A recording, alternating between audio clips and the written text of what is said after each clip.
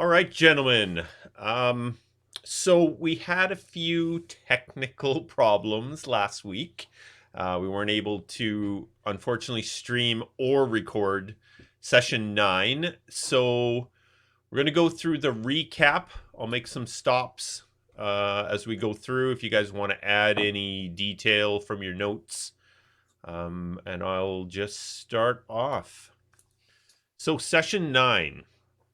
As the last session began, session 9, the party stood outside of the Whitfield home.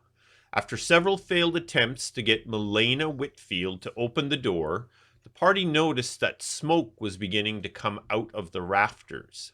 The house was on fire. Nightingale heard a second voice inside of the house speak to Milena, then all went quiet.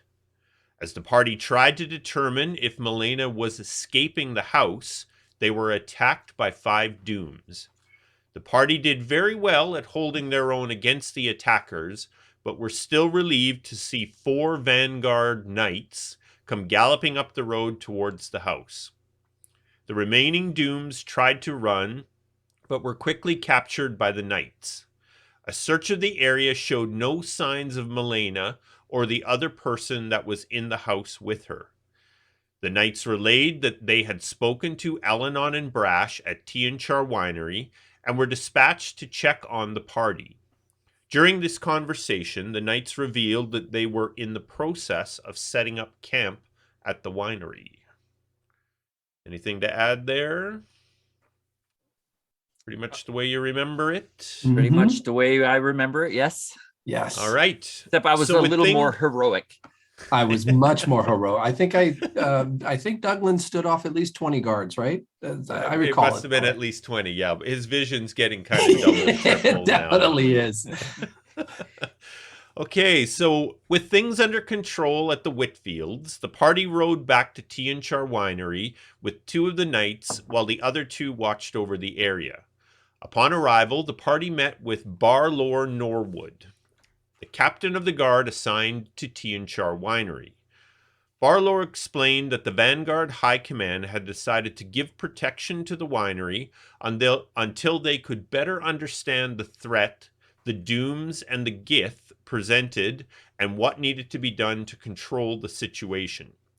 Douglan carried on to see Anton, while Nightingale wandered off to spend some time by himself.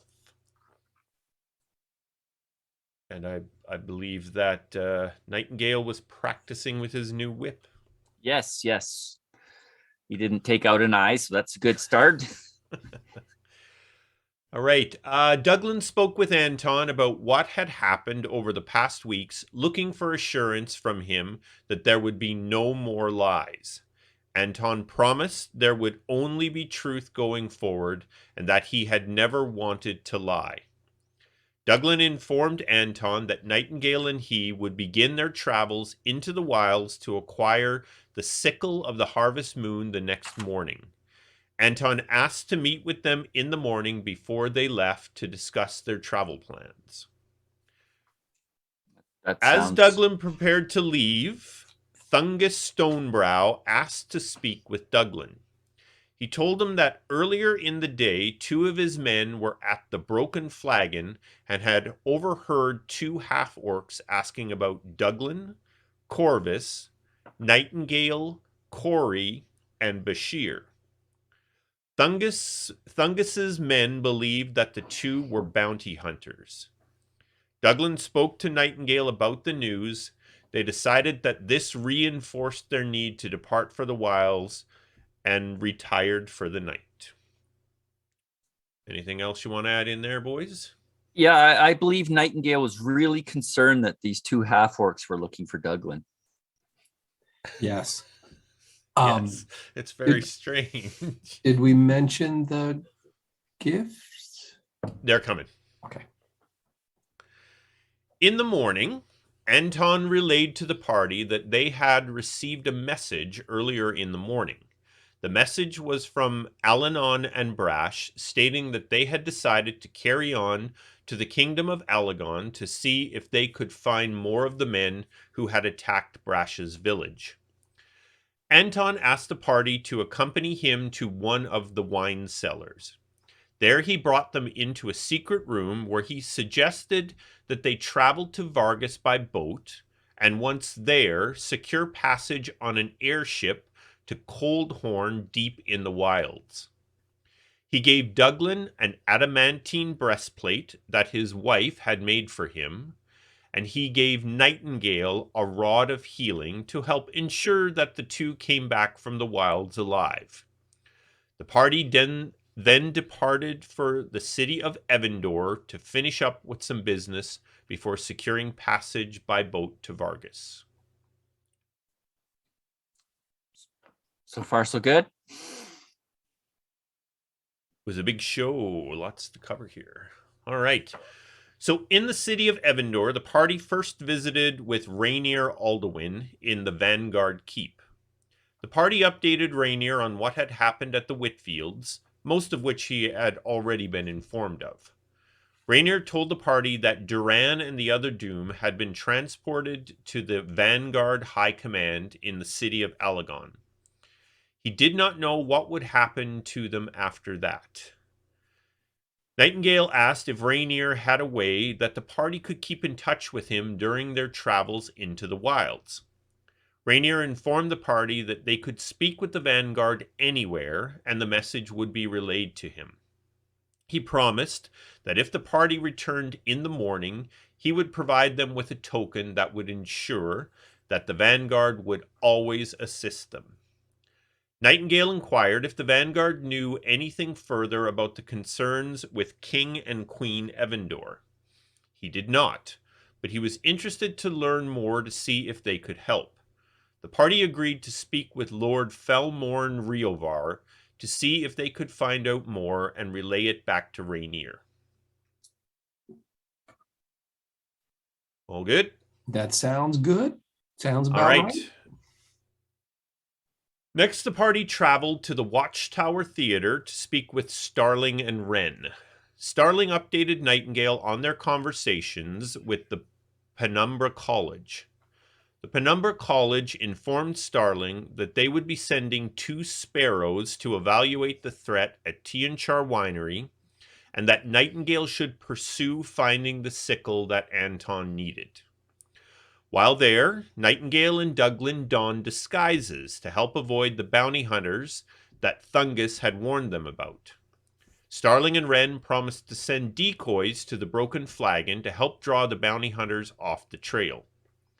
At Nightingale's request, Starling sent a message to Lord Felmorn to request a meeting. It was agreed that he would meet them after dark at the Fortune and Luck House of Smoke. The party departed the Watchtower Theater and headed to the Eastern Docks. There they secured passage to Vargas on the Raven Song, which departed at first light the next morning. After a long supper on the docks, the party headed out to meet with Lord Felmorn. Well, you forgot the best part. Okay. Douglan's passion for theater. Oh, yes, indeed. yes.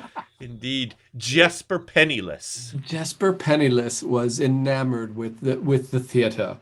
Yes, you saw a whole side of Douglan nobody ever thought was there. Even Douglan didn't know it was there. He was dancing along. With Truly inspired. Truly yes, inspired. Yes, I think Nightingale got a little misty, right?